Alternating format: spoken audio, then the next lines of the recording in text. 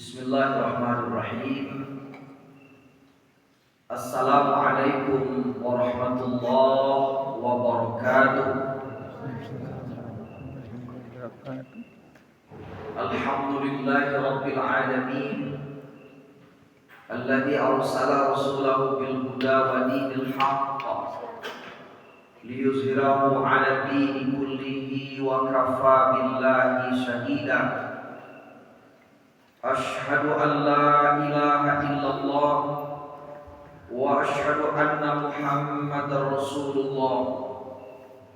Allahumma salli wa sallim ala hadzal nabiyil karim wa ala alihi wa man tabi'ahum bi ihsanin ila yaumiddin, amma ba'du.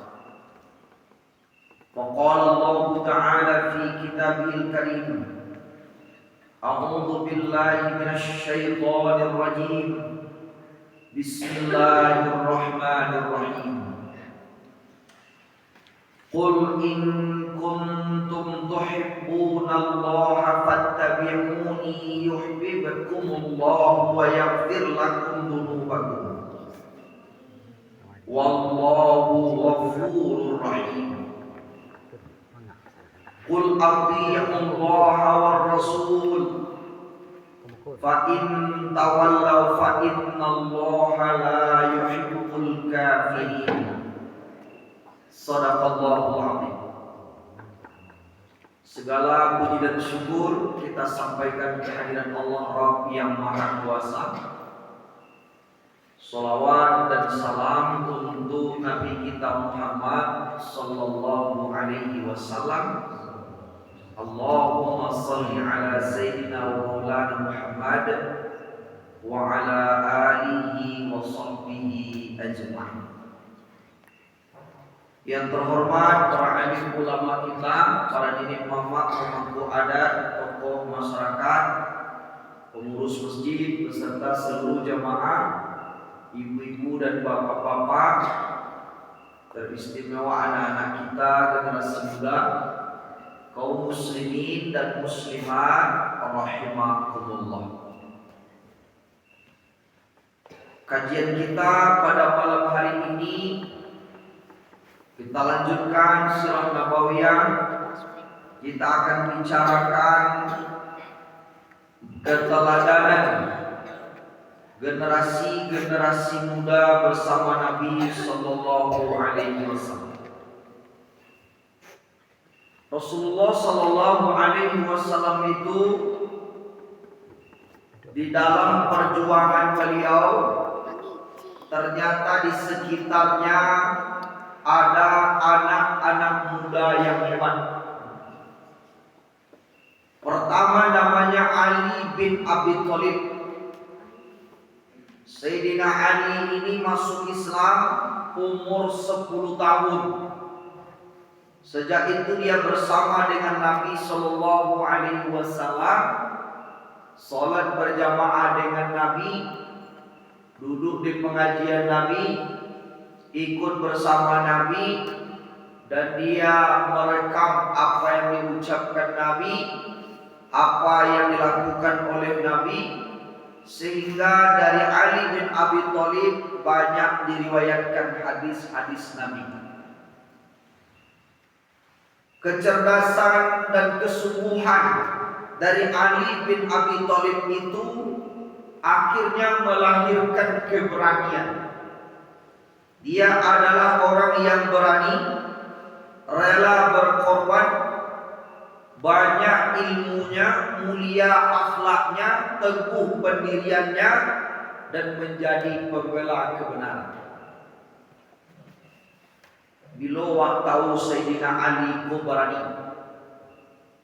ketika Nabi sallallahu alaihi wasallam akan hijrah dari Makkah ke Yathrib atau ke Madinah, Rasulullah memilih Sayyidina Ali ko untuk menggantikan beliau di tempat tidurnya, di atas rumahnya.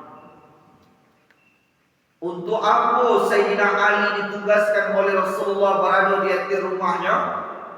Karena malam itu Rasulullah turun dari rumah, hijrah ke Yathrib ke Madinah, tidak bawa dia. Sementara di rumah Nabi banyak titipan yang ada di situ. Ada dinar, dirham, baju basi, tombak, anak panah. Ada yang dimiliki umat Islam, ada milik orang Yahudi, kafir Quraisy yang dititipkan Nabi. Sayyidina Ali ditugaskan oleh Nabi untuk mengembalikan titipan-titipan itu. Padahal resikonya adalah dibunuh orang. Bagaimana resikonya dibunuh? Karena malam itu kafir Quraisy itu sadonya mengepung rumah Nabi. Siapa yang bisa menangkap Nabi Muhammad hidup atau mati, hadiahnya 1.000 untung. Kalaulah malam itu umpamanya kafir Quraisy naik ke rumah, bunuh saja dan di rumah tidak dicelik-celik dulu. Siapa yang bunuh? Ali bin Abi Thalib. Beraninya Ali. Kemudian Sayyidina Ali itu cerdas. Sayyidina Ali itu gudang ilmu. Sehingga ungkapannya, kata-katanya bijaksana. Sampai kini ancur orang mengutip ya kalimat-kalimat hikmah daripada seorang bernama Ali bin Abi Thalib. Sayyidina Ali diberi 2 gelar oleh Nabi. Yang pertama Bahrul Ilmi, yang kedua adalah Karamallahu wajhah, wajah yang dimuliakan. Sayyidina Ali tumbuh menjadi pemberani. Akhirnya dia nanti ikut bersama Nabi SAW dalam beberapa peperangan. Siapa yang meminta Nabi ikut dalam peperangan itu? Rasulullah. Bila saja beliau ikut perang Badar, ikut dalam perang Uhud, ikut dalam perang Khaybar, itu Sayyidina. Lalu kemudian Sayyidina Ali bin Abi Thalib nanti ketika beliau menggantikan posisi Nabi di tempat tidurnya, dia berhasil mengelabui orang-orang kafir Quraisy yang akan membunuh Nabi sallallahu alaihi wasallam. Disangka orang Nabi jangan lalu terima. Ya kan? Kalau lo orang-orang kafir Quraisy nama mengepung rumah Nabi kau. Rupanya siapa dalam rumah Nabi? Adalah Sayyidina Ali. Ali bin Abi Thalib itu digelari dengan Asyadullah Al-Ghalib, singa Allah yang maha perkasa. Dalam sebuah hadis diriwayatkan Imam Tirmizi, dijalekan oleh Nabi sallallahu alaihi wasallam, wahai Ali, engkau adalah saudaraku di dunia dan di akhirat. Dalam hadis yang lain, 10 nama disebut oleh Nabi yang dijaminkan surga untuknya, termasuk di dalamnya Sayyidina Ali bin Abi Thalib. Apa keteladanan yang kita ambil dari Sayyidina Ali? Sajak keteknya rajin menuntut ilmu, sajak keteknya barajado Nabi. Inyo tumbuh menjadi orang yang bijaksana, berilmu pengetahuan, sungguh-sungguh, berani, bahkan yang menjadi prajurit perang yang luar biasa. Akhirnya mereka dalam kehidupan Sayyidina Ali itu menjadi menantu Nabi. Siapa namanya anak Nabi dan nikah jo Ali bin Abi Thalib? Siapa namanya? Fatimah Az-Zahra. Fatimah Az-Zahra. Dari pernikahan Sayyidina Ali dengan Fatimah Az-Zahra lahir anak laki-laki yang terkenal dua. Siapa namanya? Hasan dan Husain. Ya, Hasan dan Husain. Orang-orang Syiah yang terlalu memuliakan Ali berkata, "Masya Allah sasih magi-magi wujudnya. Seharusnya Nabi Muhammad doa Ali. Ya, namun itu kecil kan sasih pak, ya kan? Hanya kecil ke sasih lagi Jibril ke wahyu seharusnya ke Ali dia, tidak ke Nabi Muhammad. Ada mungkin mereka Jibril sasih. Malaikat itu tidak pernah salah. Kalau penyasih malaikat kok dicabutnya salah ulangnya. Pokoknya Samsul Bari itu banyak nama orang kan. Semua orang cabut itu nama itu tak malaikat. Kalau malaikat itu salah dulu. Ya, tidak pernah salah. Kenapa? La ya'sunallah ma amarahum wa yaf'aluna ma yu'marun. Dia tidak pernah doraku kata nyok patuh seperti patuhnya. Itu malaikat. Maka malaikatnya itu salah. Nah, ini yang pertama, Sayyidina Ali. Yang kedua, ada seorang anak muda di Mekah, kaya raya, ganteng yukno, yang menjadi idola. Kalau basuh ininya good looking, ya, sakaloninya, bangsawan iyo, kayu iyo, bapiti iyo. Nah, setelah dia masuk Islam, maka dia berani memberikan nyawanya untuk Islam. Mengikut perjuangan Nabi Sallallahu Alaihi Wasallam, Nabi mengujinya dengan tugas berat. Disuruh oleh Nabi berdakwah ke negeri yang jauh, hampir 150 km dari Makkah. Ya, namun tahu nama negerinya. Apa tu nama negerinya? Yang hampir 150 km jaraknya dari Makkah. Nama negerinya adalah Yasrib, yang kemudian bernama Madinah. Sejauh itu ada pesuruh Nabi, apa yang baik, nyotingkan kekayaannya demi memperjuangkan agama Islam. Lain berhasil perjuangannya, lain. Apa buktinya? Sejak beliau datang ke Yasrib, nyombujuh pemuka-pemuka agama Yahudi yang ada di Madinah atau di Yasrib itu, akhirnya mereka menerima Islam sebagai agama, Allah sebagai Tuhannya, Muhammad sebagai Rasulnya, Al-Quran sebagai kitab sucinya. Datanglah orang Yasrib ke Makkah, mula-mula 2 balik orang. Tahap kedua 70 orang. Dan pada akhirnya di saat Rasulullah memutuskan hijrah dari Makkah ke Yasrib atau ke Madinah, orang Madinah pula banyak yang masuk Islam. Mereka lah yang menyambut kedatangan Nabi. Mereka lah yang berselawat, yang bersyair, yang berpantun. Anta syamsun, anta badrun, anta nur fauqa nuri. Mereka memuji-muji Nabi. Mereka kemudian rela berkorban bersama Nabi. Mereka disebut dengan kaum Ansor. Siapa baca suatu yang menyebarkan Islam ke Yasrib, namanya adalah Mus'ab bin Umair. Mus'ab bin Umair kau meninggal di perang Uhud. Lalu sempatnya membini, lalu sempat berumah tangga dalam usia mudanya, dia itu meninggal di perang. Kemudian apa yang kita teladani dari Mus'ab bin Umair? Ternyata seseorang yang mencintai Rasulullah, dia tidak terbujuk rayu dengan kemewahan dunia. Dia mau berkorban untuk agamanya. Kalaulah kekayaan dan penampilan itu menjadi ukuran utama, maka seseorang tidak akan mau beribadah kepada Allah.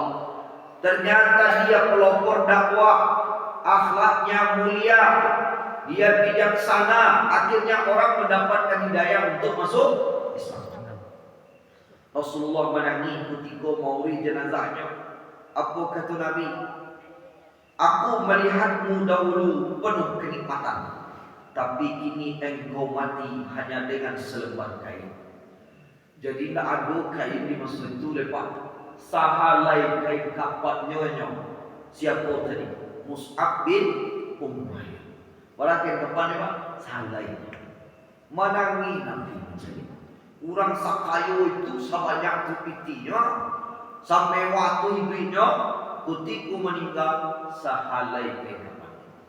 Nah, tapi Bapak Ibu dimuliakan, kalau kita membaca inna salati wa nusuki wa mahyaya wa mamati lillahi rabbil alamin, surah Al-An'am ayat 162, ulama tafsir mengatakan satu di antara contoh orang nan hidup mati untuk agama itu adalah Mus'ab bin Umair. Kemudian ada anak muda di sekitar Nabi namanya Zaid bin Sabit. Inyo masuk Islam umur 9 tahun. Umur 9 tahun. Apa kehebatan Zaid bin Sabit? Beliau ko jujur. Beliau ko tulisannya rancak, kaligrafinya rancak. Nah, sehingga ditunjuk oleh Nabi untuk menuliskan ayat-ayat Al-Quran. Kalau ada Nabi kabar kirim surat, nama menulis surat Nabi itu adalah Zaid bin Sabit. Di Nabi itu punya cincinnya itu ada stempel di situ Muhammad Rasulullah. Maka ketika ditulis surat dibacakan ke Nabi, setuju Nabi di stempel Nabi. Nah, surat itu. Zaid bin Sabit pun ditugaskan untuk mencatat wahyu, dan akhirnya nanti dalam kehidupannya beliau di masa Abu Bakar Siddiq ditugaskan menghimpun seluruh ayat-ayat Al-Quran yang pernah ditulis, dan nanti pada masa Khalifah Utsman bin Affan beliau menjadi ketua tim kodifikasi Al-Quran. Ya, Alhamdulillah sampai kini kita menikmati karya beliau, yaitu adanya Al-Quranul Karim. Nah, sekiranya Al-Quran pun tidak dihimpun, Al-Quran pun tidak ditulis, tidak disatukan, tidak dijadikan mushaf, tidak tahulah wak sampai kini. Nah, Alhamdulillah Al-Quran itu ditulis. Mula-mula ditulis di masa Khalifah Utsman. Al-Quran itu indah batintiak, indah babaris. Lalu kemudian dia baris, dia tanda harkat, sehingga orang menindak lahir di Arab, tidak pandai bahasa Arab pun bisa membaca ayat-ayat Al-Quran. Alhamdulillah Al-Quran yang sampai kawak ini adalah lengkap. Kalau nanti izin Allah Bapak Ibu datang ke tanah suci, singgahlah dalam Masjid Nabawi itu ke pintu 8 balik. Minta izin ke tukang jaga pintunya mencari Museum Al-Quran. Nampaklah bego di dalam itu potongan-potongan ayat Al-Quran. Ada yang ditulis di tulang, ada yang ditulis di pelepah korma, ada yang ditulis di batu. Akan bercerita gambar-gambar itu, peninggalan-peninggalan bersejarah itu yang dibalik kacau itu akan mencerita sadunya. Ba'a dulu Al-Quran itu bulan-bulan turun. Dia turun ayat Allah, Nabi mengimbau sahabat untuk menghafal, dan Nabi perintahkan Zaid bin Sabit untuk menuliskannya. Kemudian Bapak Ibu yang dimuliakan, ada lagi di sekitar Nabi itu namanya Usamah bin Zaid. Ya, Usamah bin Zaid, anak dari Zaid bin Harithah. Beliau menjadi jenderal panglima perang umur 8 balik tahun. Umur 8 balik lah jenderal. Ya, awal orang kaya, ya kan? Ternyata beliau bisa menjadi panglima perang. Dan bukan sembarang panglima, yang dipimpinnya waktu itu ada sahabat-sahabat senior. Abu Bakar Siddiq, Umar bin Khattab ada di waktu itu. Nah, kenapa Rasulullah percaya kepadanya? Karena dia amanah, dia bijaksana, dia ahli strategi. Ya, jadi binaan-binaan Nabi, anak-anak muda di sekitar Nabi itu jangan lihat umurnya, tapi lihat ketangguhannya, lihat akidahnya, imannya, ilmunya, disiplinnya, kesungguhannya, akhlaknya. Karena Nabi itu, ya, orang-orang di sekitar Nabi itu diajarkan oleh Nabi, ditanamkan Nabi keteladanan yang luar biasa. Ada lagi namanya Abdullah bin Umar. Dari namanya kira-kira anak siapa? Umar. Nah, dari Sayyidina Umar bin Khattab, Abdullah bin Umar. Abdullah bin Umar itu sangat teliti mengikuti sunnah Nabi. Saat di perang Uhud dia belum cukup umur untuk berperang, tapi ingin satu ikut berperang. Hidupnya zuhud menjadikan dia rujukan ilmu fikih di kalangan tabi'in. Kecintaannya mendalam kepada sunnah, disiplin dalam ibadah, taat sebagai seorang anak muda, maka dikatakan oleh Nabi, kalau ingin melihat anak muda teladan, carilah Abdullah bin Umar.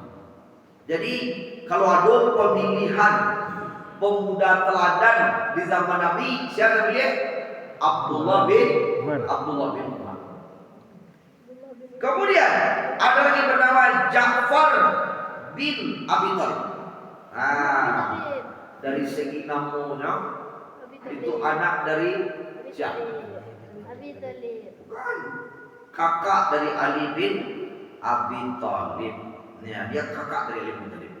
Pemimpin kaum muslimin yang hijrah ke Habsi. Adu ampek tampek Nabi hijrah. Saja ampek. Yang jago, yang lalu. Ampek tampek hijrah Nabi pertama. Madinah terakhir.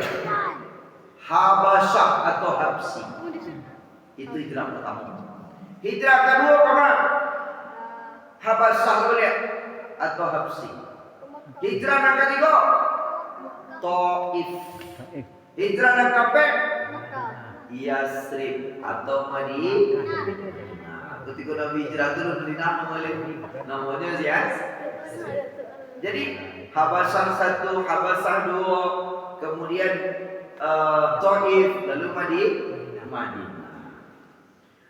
Yang memimpin pasukan kaum muslimin ke Habasyah itu adalah Ja'far bin Abi Thalib. Ja'far bin Abi Thalib. Pejuang dakwah lintas bangsa yang membawa Islam ke luar negeri Arab. Dia berani dan teguh dalam membela akidah. Kemudian dakwahnya lintas negara atau pendakwah internasional. Para mulianya Ja'far bin Abi Thalib dalam hadis dari Imam Bukhari, Pak.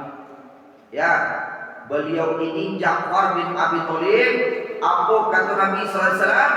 Beliau adalah seorang syuhada, meninggal dalam perang Mu'ah, memegang panji Islam. Lalu kata Nabi dalam sabdanya, aku melihat Ja'far di surga, diberi Allah 2 sayap, dan dia terbang bersama malaikat-malaikat di surga.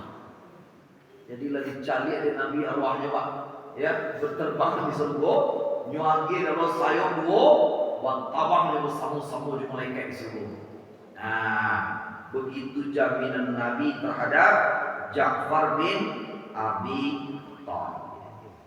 Kemudian ada lagi seorang anak muda bersama Nabi yang juga luar biasa. Dia adalah pejuang yang tangguh. Namanya Al-Arqam bin Abil Arqam. Rumah beliau dijadikan tempat mengaji. Saja umur baranya para Nabi umur 6 balik tahun. Tempat berkumpulnya Nabi dan sahabat secara rahasia adalah di rumah Arqam bin Abil Arqam. Sehingga tempat disebut dengan Darul Arqam. Beliau dicatat dalam sejarah rumahnya menjadi tempat lahirnya komunitas muslim pertama selama 3 balik tahun Nabi di Makkah. Ini menjadi pelopor untuk kebaikan-kebaikan. Nyusadion waktunya, tanagonya, pikirannya, rumahnya untuk mendukung dakwah Nabi Sallallahu Alaihi Wasallam. Nah, kini lain jauh sobo jawab orang dan rumahnya jadi tempat mengaji lain. Aduh, orang nan dijadikan rumah tu tempat mengaji. Beberapa hari yang lalu Bapak Ibu aku mendatangi rumah seorang dosen tersama sabit namanya. Ternyata di rumahnya tu rumahnya tingkat 2, dia tinggal di tingkat 2, di tingkat 1 juga lokal untuk menghafal Quran. Di samping kanannya tampak anak-anak mengaji Quran. Terus ke kanan lagi ada musola, terus ke sebelah sini ada SD Islam, terus ke sini ada asrama untuk anak-anak. Di sini ada lagi tempat TK Islam, Raudatul Atfal. Jadi dia punya tanah sekali lagi untuk pondok sampai pendidikan saja atau rumahnya seketik dia. Nah, Bapak Ibu luar biasa. Nah, Abu Paitlo kepada adalah di padang rumah seseorang bapak ibu lawe kemudiannya sampai mengaji, sampai belajar Quran saja rumahnya sekente. Tapi ironisnya ada juga. Saya pernah melihat di satu tempat ada satu nama daerahnya rumahnya mewah. Pondok pesantrennya betul kena ayam. Ini dapat bantu dia sebentar. Ini perancangannya rumahnya. Nah pesantrennya bentukkan ayam. Nah campur rumahnya, motonya, tawar. Dulu pernah masuk Bapak Ibu. Jadi dalam kehidupan ini bermacam-macam. Ada orang yang berkorban untuk agama, ada orang yang menjual agamanya untuk kepentingan. Dan itulah diceritakan di Allah Subhanahu wa taala dalam ayat-ayat Al-Qur'an. Antara lain surah Al-Baqarah ayat 204 dan ayat 207. Mari kita lihat ayat 204. A'udzu billahi minasyaitonir rajim. Wa minan nasi man yu'jibuka qawluhu fil hayatid dunya wa yushhidullaha 'ala ma fi qalbihi wa huwa 'aladul khisam. Dan ada di antara manusia itu yang ucapannya tentang kehidupan dunia membuat kamu takjub, mau dia bersumpah atas nama Allah untuk meyakinkan orang lain akan isi hatinya, wa huwa 'aladul khisam, padahal inyo adalah pengkhianat, inyo adalah munafik, inyo adalah orang yang panduto. Iku hati-hati orang seperti itu. Sebaliknya ayat 37. Wa minan nasi may yasri nafsahu ibtigha'a mardatillah wallahu raufun bil ibad. Dan ada di antara manusia yang mau dia mengerahkan seluruh potensi yang ada dalam dirinya untuk dikorbankan mendapatkan ridha daripada Allah Subhanahu wa taala, dan Allah penyantun kepada hambanya. Siapa contohnya? Itu tadi Mus'ab bin Umair. Ya, ini Arqam bin Abil Arqam. Jadi orang yang mengorbankan apa yang ada pada dirinya untuk agama Allah Subhanahu wa taala. Bapak Ibu, dari beberapa contoh yang kita kemukakan tadi, itu baru yang kita baca adalah pemuda-pemuda hebat di zaman Nabi Shallallahu Alaihi Wasallam berjuang di Makkah sampai perjuangannya ke Madinah. Pada pengajian sebelumnya kita sudah pernah juga menyampaikan ada anak muda yang dibina oleh Nabi di Masjid Nabawi yang menjaga moralnya, yang menjaga akhlaknya. Di usia 15 tahun dia meninggal dunia di pangkuan Nabi. Nabi yang memimpin pengurusan jenazahnya, turun ribuan malaikat ikut mengantar ke kuburannya. Siapa yang masih ingat namanya? Siapa namanya? Lupa ya. Lupa. Sa'labah bin Abdul Rahman. Baik, kita berapa orang hadir lagi? 6 orang ya. 1 tidur, 5 yang bangun. Ya, yang 5 ini kita kasih satu pertanyaan. Oke, biar aja, ngantuk boleh tidur. Kamu dulu, tanya dari ujung. Siapa namanya? Nazif. Ya. Oke. Coba kamu sebut satu orang anak muda zaman Nabi yang bawa ceritakan tadi. Bagus. Satu lagi, berapa Quran di Muslim Islam? Ingat. Lupa. Apa keistimewaan Ali? Nah, satu aja.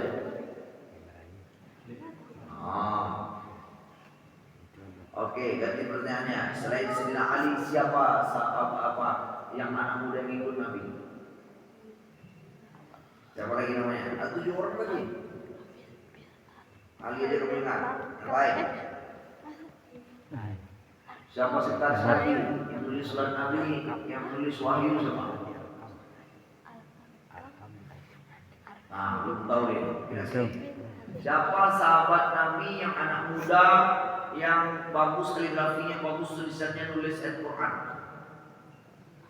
dari sekretaris Nabi? Lupa. Siapa ingat? Katakan. Zaid bin Sabit. Siapa sahabat Nabi yang muda ganteng mau berjalan 450 kilo dakwah ke Yasrib, berhasil dia dakwahnya. Orang Yahudi yang ada di Madinah masuk Islam, tapi dia mati mangkut. Siapa namanya? Lupa ya? Lupa karena nggak ingat. Mus'ab bin Umair. Ya, Mus'ab bin. Nah, kemudian ada lagi seorang sahabat Nabi, ya, yang rumahnya tempat mengaji. Siapa? 16 tahun dia masuk Islam. Umur 16 tahun dia masuk Islam. Ya betul. Arqam bin Abil Arqam. Betul. Arqam bin Abil Arqam. Kemudian ada lagi anak muda di sekitar Nabi.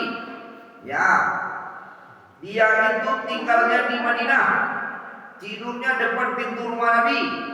Meninggal umur 15, tapi Nabi yang ngurus jenazahnya. Sebab tak lupa lihat. Lupa lihat. Lupa lihat. Siapa? Lupa lagi. Pangkal namanya S. Lupa lagi. Lupa. Siapa nama sahabat Nabi? Umur 18 tahun sudah jadi jenderal, panglima perang. Yang perempuan kena. Yang di merah.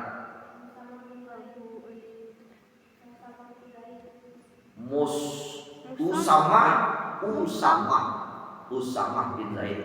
Oke, bagus, betul. Udah 3 ya.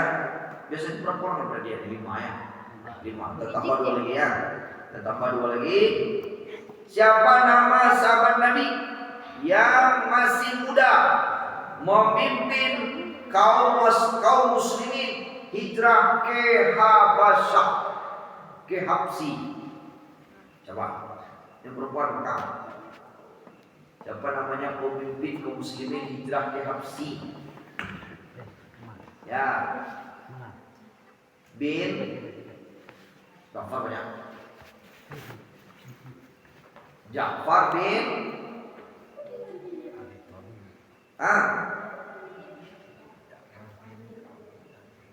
Abi Thalib sama ya. Ja'far bin Abi Thalib. Bagus. Ada 3 ya, berapa? 1, 2, 3, 4. Pertanyaan terakhir. Ini untuk yang tidur lagi dibangun. Ya. Pertanyaan terakhir. Ada seorang sahabat Nabi yang di usia mudanya selalu ikut bersama Nabi. Kemudian sahabat yang satu ini dalam usia mudanya bersama Nabi Shallallahu Alaihi Wasallam, beliau itu disebut oleh Nabi sebagai orang yang dipastikan masuk ke dalam surga. Namun sayang sekali beliau ini harus mati dalam peperangan yang kemudian arwahnya berterbangan bersama malaikat di surga. Allah memberinya 2 sayap, kemudian dia berterbangan di surga. Ayo semua. Ada yang katakan? Ada yang berani? Siapa itu? Ada sahabat Nabi yang arwahnya berterbangan di surga, dia sayap oleh Allah. Bertambah-tambah di surga malaikat masuk surga. Lupa lagi. Ya. Ingat. Itu disebut tadi itu Ja'far bin Abi Thalib. Baik, kita lanjut. Pertanyaan terakhir, ganti pertanyaannya. Yang paling mudah saja bisa jawab. Ada seorang yang mengaji bersama Nabi, ikut bersama Nabi, kemudian dia dikenal menjadi ahli di dalam fikih Islam. menjadi rujukan fikih Islam dia sampai masa ini. Oh iya, tidak tahu jadi. Di perang Uhud ini lalu cukup semua dia masih ketek baru tapi dia satu perang Uhud. Ayahnya sahabat Nabi juga. Belum. Bakal namanya A. Lah. Huruf keduanya B. Abdullah bin Umar. Abdullah bin Umar. Abdullah bin Umar. Pertanyaan terakhir. Jangan salah lagi. Ya. Abdullah bin Umar. Ada anak muda yang bersama Nabi masuk Islam umur 11 tahun. Umur 11 tahun. Dia terkenal sebagai pemuda yang menjaga wahyu Allah. Siapa? Zaid bin Sabit. Zaid bin Sabit. Baik, Bapak Ibu, terima kasih. Anak kita 5 orang sudah dapat hadiah malam ini ya. Hadiahnya umroh. Nah, biaya sendiri-sendiri. Baik, Bapak Ibu, silakan kalau ada pertanyaan. Ada pertanyaan? Ibu ada pertanyaan? Nah kan? Bapak ada dulu? Nah, kalau tidak pas, alhamdulillah karena memang malam ini saya juga mau berangkat perang panjang. Tadi baru dilulus kami, besok masih perang panjang. Mudah-mudahan kajian kita pada malam hari ini bermanfaat bagi kita semuanya. Kita sebut tokoh-tokoh hebat di zaman Nabi. Tujuannya apa? Agar lahir tokoh-tokoh hebat di zaman kita. Jadi anak-anak muda yang datang malam ini, mereka ini adalah kader-kader penerus yang akan meneladani pemuda-pemuda hebat di zaman Nabi Sallallahu Alaihi Wasallam. Kita tutup kajian kita. Alhamdulillahirabbil alamin. Subhanallahumma bihamdika asyhadu an la ilaha illa anta astaghfiruka wa atubu ilaik. Assalamualaikum warahmatullahi wabarakatuh. Waalaikumsalam warahmatullahi wabarakatuh. Tutup dulu.